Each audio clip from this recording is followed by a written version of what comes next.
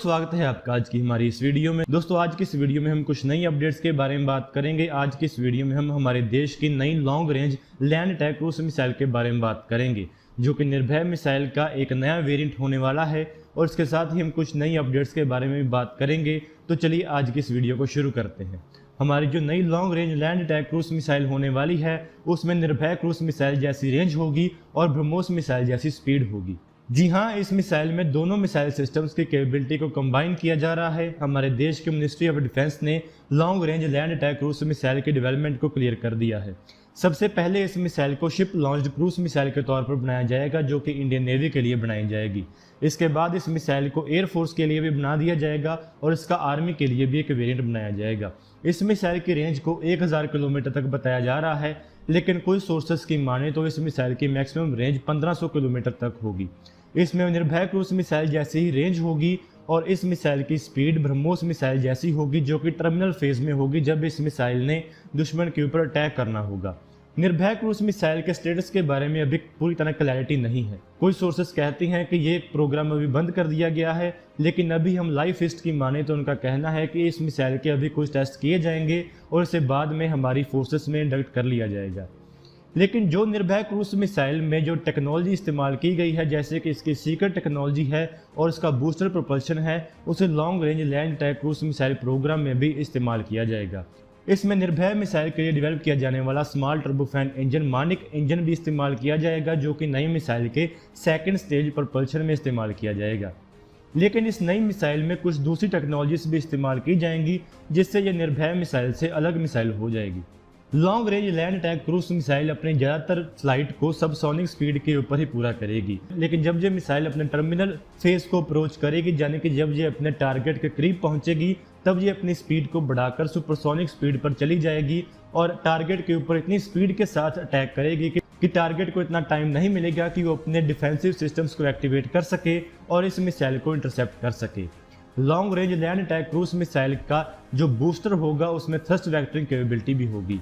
ये booster stage इसके initial launch stage के ऊपर काम करेगी, लेकिन इसके बारे में अभी ये क्लैरिटी नहीं है कि कौन सा प्रोपल्शन सिस्टम इसके इनिशियल स्टेज में इस्तेमाल किया जाएगा। ऐसा हो सकता है कि इसके इनिशियल स्टेज में इसमें एक सॉलिड स्टेट बूस्टर इस्तेमाल किया जाए। इसमें जो बूस्टर सिस्टम इस्तेमाल किया जाएगा वो निर्भय मिसाइल में इस्तेमाल किया जाने वाला ही बूस्टर सिस्टम होगा। इसके बाद इसका मानिक इंजन काम करना शुरू कर देगा, जो कि इस मिसाइल को सबसोनिक स्पीड के ऊपर ले जाएगा। ये अपनी 1000 किलोमीटर की जर्नी में से ज़्यादातर जर्नी सबसोनिक स्पीड पर ही पूरी करेगी और जब ये मिसाइल अपने टारगेट की तरफ पहुंच जाएगी, तब ये मिसाइल अपनी सुपरसोनिक स्पीड के ऊपर पहुंच जाएगी और अपने टारगेट को हिट करेगी। ये तकरीबन अपने 20 मिनट की फ्लाइट को सबसोनिक स्पीड के ऊपर पूरा करेगी। इस मिसाइल में ऐसी कैपेबिलिटी होगी जो कि सभी क्रूज मिसाइल्स में होती है, जो कि ट्री टॉप लेवल्स के ऊपर उड़ सकती हैं, यानी कि जितनी ऊंचाई के ऊपर हमारे ट्रीज होते हैं, यानी कि बहुत कम ऊंचाई के ऊपर ये मिसाइल उड़ सकेगी। इतनी ऊंचाई के ऊपर उड़ने के साथ इस मिसाइल को रडार बहुत दूरी से डिटेक्ट नहीं कर पाएगा और इसमें स्टेल्थीनेस भी आ जाएगी। यही कारण है कि क्रूज मिसाइल को इंटरसेप्ट कर पाना बहुत मुश्किल हो जाता है। DRDO और रशिया इससे पहले ऐसी मिसाइल्स के ऊपर काम कर रहे हैं जो कि एंटीशिप वर्जन के लिए बनाई जा रही हैं, लेकिन जो हमारी long range land attack cruise missile होगी, इसका एक लैंड बेस्ड वेरिएंट भी बनाया जाएगा, जिसमें इस मिसाइल की सीक्रेट टेक्नोलॉजी में कुछ चेंजेस किए जाएंगे और इसी मिसाइल को लैंड अटैक क्रूज में भी इस्तेमाल किया जाएगा। DRDO इसके साथ ही एक नई नेवल एंटी शिपिंग मिसाइल भी डेवलप कर रही है, जो कि शॉर्ट रेंज की मिसाइल होगी। इस मिसाइल की रेंज 55 किलोमीटर होगी। इसे सी किंग हेलीकॉप्टर से भी लॉन्च किया जा सकेगा और इसे हमारे देश के MH-60R हेलीकॉप्टर से भी लॉन्च किया जा सकेगा। Long range land attack cruise missile की डेवलपमेंट के बारे में जानकारी तो बहुत समय पहले ही मिल गई थी, लेकिन इसे अभी तक हमारी मिनिस्ट्री ने क्लियर नहीं किया था। अब इस मिसाइल को क्लियर किया गया है और इसके बारे में कुछ नई जानकारियां भी मिली हैं। हमारे निर्भय क्रूज मिसाइल सिस्टम को 2013 से ही टेस्ट किया जा रहा है। इसमें बहुत सारे टेस्ट फेल भी हुए हैं और बहुत सारे टेस्ट सक्सेसफुल भी हुए हैं। DRDO और इंडियन नेवी ने इससे पहले हमारी मिसाइल्स की रेंज को बनाने के ऊपर काम शुरू कर किया था और ऐसी स्टडीज की थी, जिसमें एक ऐसी लॉन्ग रेंज क्रूज मिसाइल को डेवलप किया जाना था जिसकी रेंज 1500 किलोमीटर की होगी। इसलिए हम ऐसा कह सकते हैं कि जो नई मिसाइल डेवलप की जाएगी उसकी रेंज 1500 किलोमीटर हो सकती है।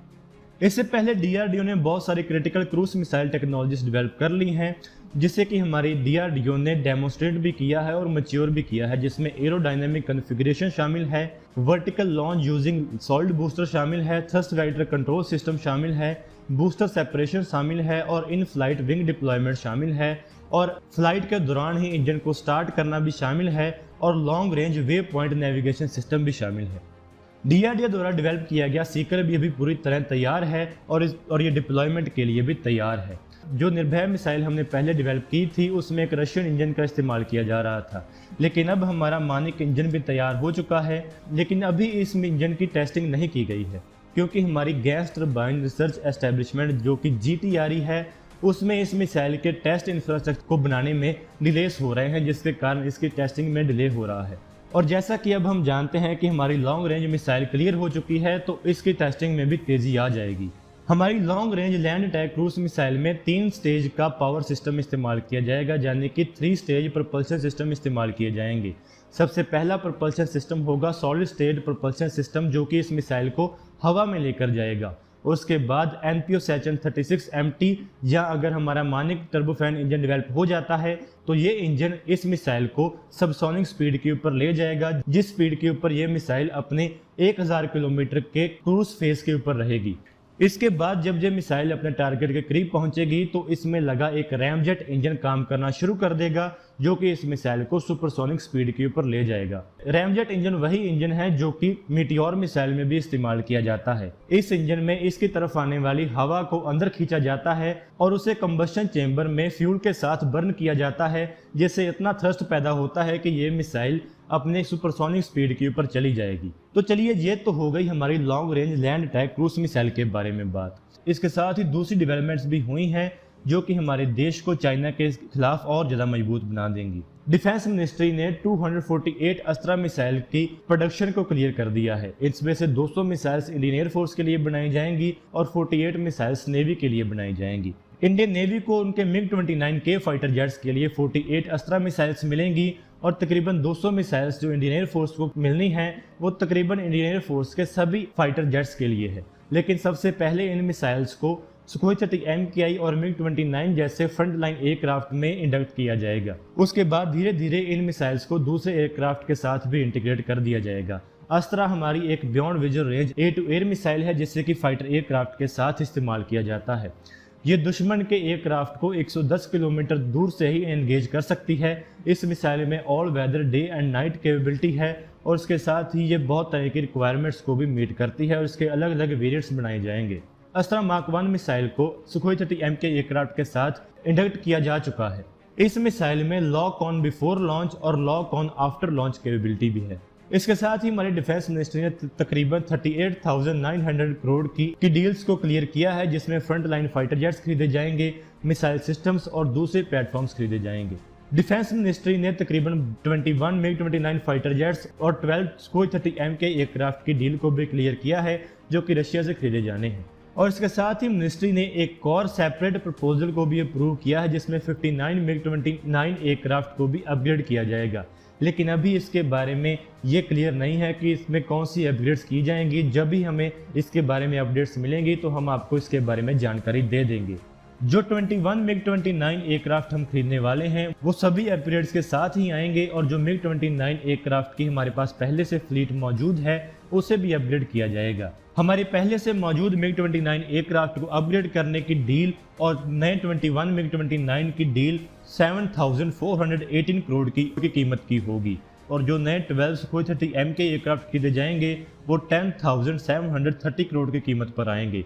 इन्हें हिंदुस्तान एरोनॉटिक्स लिमिटेड बनाएगी।